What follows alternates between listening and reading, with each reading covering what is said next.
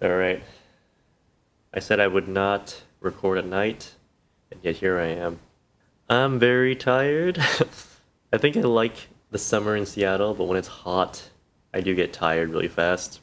I ended up meeting Van Friend in Seattle, um, but before actually meeting him, I was very stressed out. I think that I had 2 days to plan where to go, and the problem is a lot of the places I like, you need a good amount of time to reserve. And so I thought to myself, what is a restaurant where you could reserve pretty much day of? And the only thing I could think of was Lupo. But Lupo is a coin flip because Van Fren is not white. If Van Fren was white, it would be a 100% hit rate that Lupo would be good because he's half Korean, half Japanese. It's like Lupo is still the best pizza in Seattle. It's like the best of its category. Yeah, they just might not like it. And actually, I'm glad it didn't work out because Lupo only opens for dinner and they could only do lunch. So I had to cancel and then do something else. But when I actually met them, they said because they went to Alaska and have been like cruising around, there's no Asian food. And that's what they wanted. So I'm glad I canceled Lupo because I would have lost the coin flip in this case. I was also thinking, I don't really know any full white people in my friend group. There's Kayak Friend who's fully white. Even Lego Friend is half white. Dapper is half white. And then Laughing Friend is fully white, but I learned today he has a Chinese girlfriend. So his taste, if you have a Chinese partner, you sign an invisible contract, you'll give up your own taste and eat whatever the other person wants.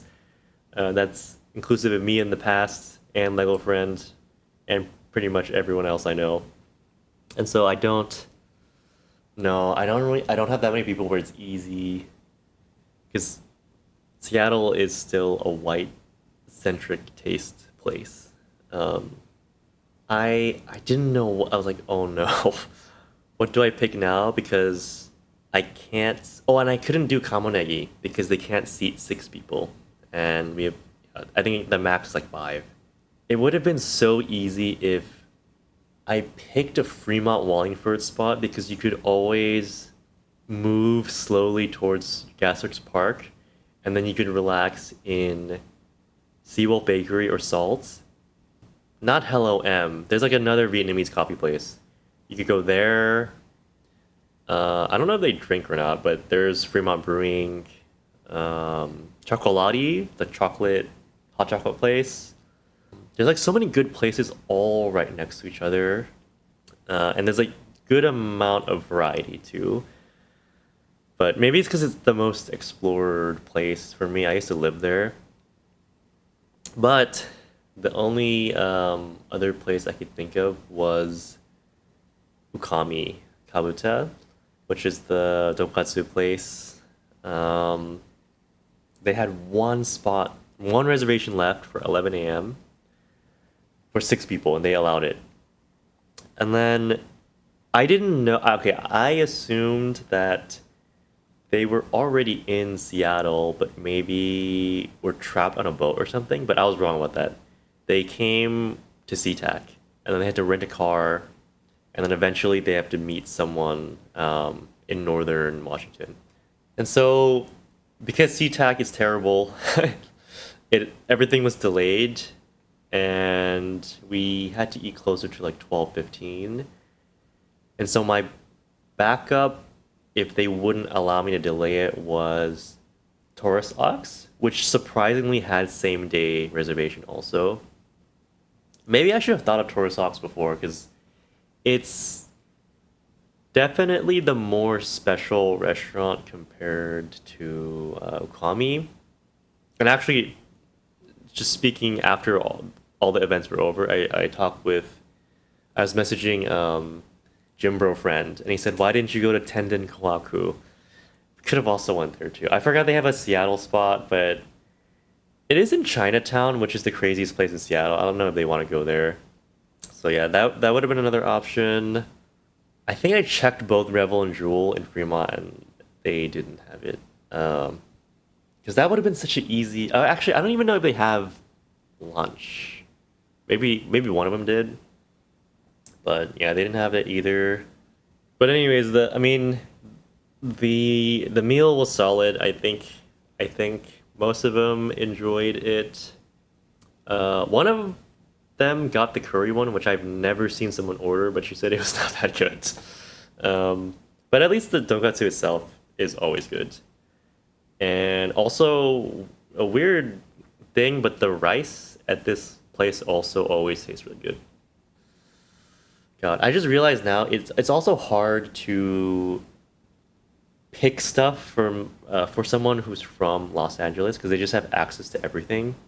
Like I recently learned they all like pastrami. There's like one good place in Seattle, Dingfelder's, but then there's this near 0% chance it's as good as whatever they had. Dingfelder's is solid. It, I would say the pastrami quality it is adequate for a place that only makes pastrami. I think what makes it special is the bread tastes amazing, which having pastrami sandwiches in New York, the pastrami is always good, but the bread always sucks. I don't know why that is. So yeah, it's hard to pick. I just realized like there's no one. I think the only person that might be easy to make like an itinerary for is SpongeBob cousin, maybe my older sister, and that's it. Or both of them, both my sisters, and that's it. Everyone else is like kind of hard. Yeah, and I realized like there's not many great hotels to also stay in Seattle. I think what I'm gonna do is if a family member visits me, I should have done this last time with mom. I'm gonna get them a hotel in Bellevue and lie to them and say it's Seattle, and then they could take they could take the train now to meet me, or I could go there and then we could go together. I think that's a strategy. It's a legitimate plan. But anyways, yeah, it's hard to pick stuff for someone from Los Angeles. I also passed by Aviv Hummus Bar, but I'm like, if you had Raffi's, why would you even bother going to Aviv? Although maybe if you really love hummus, it is good, but I don't know. So yeah, not that many places. Like the only places that would be comparable or like mind blowing, you need a good amount of those for any good sushi spot. Musang, um, Spanase, if you like pasta. Kamonage is also, I would put it up there too, but eh, like they can't. It's such a small restaurant, you can't see that many people. Yeah, and then the places that I go frequently, it's too lame to take someone that is visiting. Like I've probably been to like Milk Drunk or Stevie's Famous more than like most restaurants or like the random taco places. But again, they're from Los Angeles, not gonna get tacos. So yeah, I mean, if I have longer notice and they come again next time, I think I could go to Green Lake, or Fremont Wallingford, because there's so much stuff to do that's like all right next to each other. Whatever that area is where Temple's Pastries, Reckless Noodle, Woodshop Barbecue, that's an underexplored area that I should also go to. Oh yeah, we also went to Hellenika. That's the only interesting place in downtown that I go to. The only restaurant I like in downtown is Tillicum Cafe for the Dutch babies. And their dinner menu, I've had only the appetizers and desserts, but they're both really good. So I'm assuming most of the menu items are good. So yeah, Hellenika is I chose it because it's good. It's kind of unique. Not quite frozen yogurt, not quite ice cream. And then we walked around Pike, walked past that terrible Thai restaurant, Noi Thai. It made me think of my old company because I think yeah, our first ever office was in downtown, and then we eventually left. So I've only met Van Friend's older sibling, but I've never met his parents. I've never met his younger sibling until today. I remember thinking they are actually very alike. I think they're all kind of outgoing people. I I asked a bunch of funny questions to their mom because she is the Korean one, but in the beginning, it didn't seem she does not seem like a Korean ajumma at all. But the more questions I asked her, I realized, oh no, I think my parents' generation are really similar to each other. I'm shocked that she drinks. I think it was either hanyak or ginseng, and she made her youngest child also drink it. But Vanfriend apparently has never had it before. Shocked that only one of the three has ever had it. Also, she has the same. Every Korean household has the same Henkel knife set. I feel like there must be a store that all Korean people went to buy this knife set, and also the I think it's like Corel or something. It's a sub brand of Corning. They make um, they make these weird glass plates and bowls. I actually have. If I record making the salmon dish, I have the plates, the exact ones that all of our parents have. The bowls, I feel like you can't find it online anymore.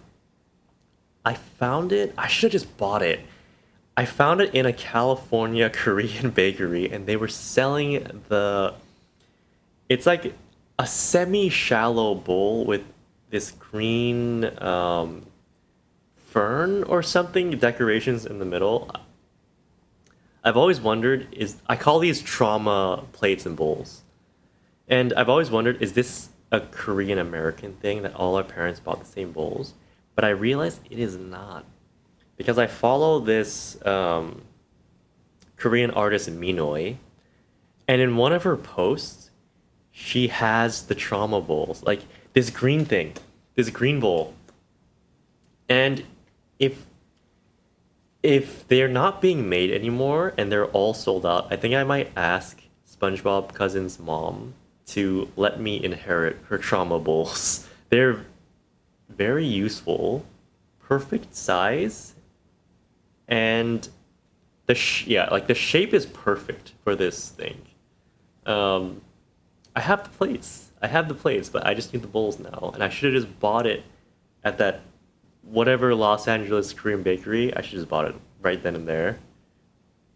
I think I even took a picture of it. That's just sad. I should have just got it. I didn't know that they were in limited quantity until now. Fanfran gave me a couple of gifts. One is this Alaskan knife that looks like a guillotine, which I'll probably use for bread. And then he gave me this marinated smoked salmon, which I'm probably going to make a different version of the anchovies on toast recipe by Margaret Pierre White with that. And tomorrow morning, I'm gonna go and get some stuff. Probably make some type of lime chili sauce, and then I'll eat it. I'm gonna buy sourdough. I'm not gonna make it. Sourdough, lots of butter, shallots, the salmon, and the sauce, and then I'm probably just gonna eat it like that. Maybe I'll record it too. I haven't recorded cooking in so long. And I also want to go to Mount Bagel. Seattle, we only have two great bagel places. Hey Bagel, which I went to, which is fantastic. And then tomorrow morning, I'm gonna try to go to Mount Bagel. See which one I like better. I predict they're just gonna tie. I feel like Hey Bagel was comparable to most good New York bagel places I've been to. So I'm gonna assume Mount Bagel is gonna be similar. And if I don't know where Lego Friend is right now, but if he's in Seattle, I'm gonna try and get some from him because he lives near Whole Foods. So might as well just get the bagels, go to him, and then go to Whole Foods, come back, and make the salmon dish for lunch. I think that's all I have to say for now. See you.